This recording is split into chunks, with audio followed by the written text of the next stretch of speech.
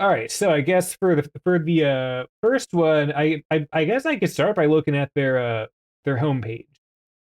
The first thing I notice is that their hero is a slider, which looks beautiful. It looks extremely beautiful, and I very much appreciate that hovering over it pauses it.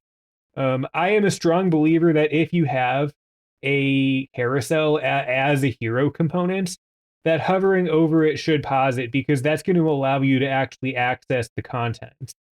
Um, you would be surprised how many carousels don't think about that.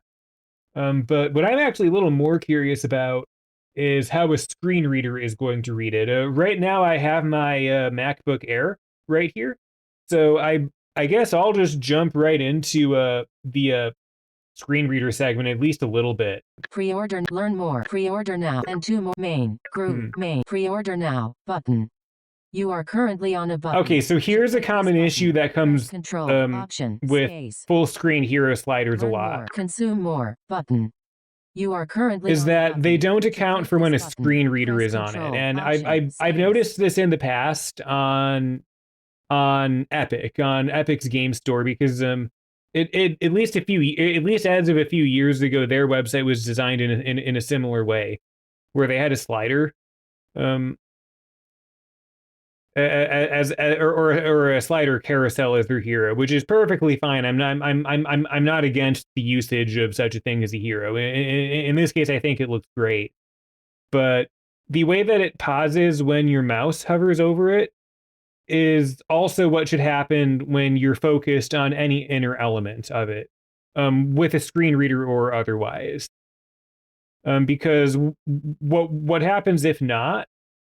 And I'm gonna just mouse back to the first one and hold my mouse over it so I can keep it in place and demonstrate. Pre-order now, and 2 more. Pre-order now button. Because like, let's say that I'm on pre-order now, but this button, press Control, Option, space. Then I move my mouse out of the way.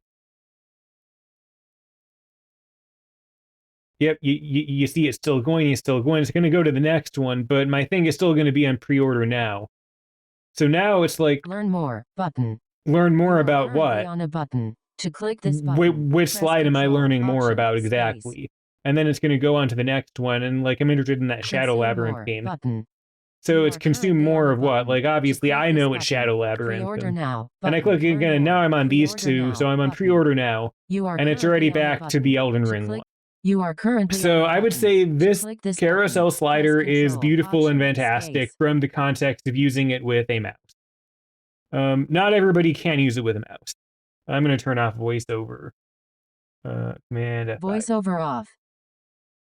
And therein lies the issue with the implementation of a lot of these. Not the idea, the concept, or the design. All of that is perfectly fine as it is. The implementation. You need to be able to account for people that cannot use mice or trackpad, which will come up in your career as a developer. In many cases, this is something that is overlooked because it's a very small minority of people. But in my years of development, I have specifically had the requests come along to have the sites be keyboard navigable from start to finish. And that's the approach I would take here too. The functionality that is pausing the slider as soon as you hover over it, which is great and fantastic. I absolutely love that that is how that works. That exact function should get triggered as soon as anything inside the element is hovered over, or rather focused over.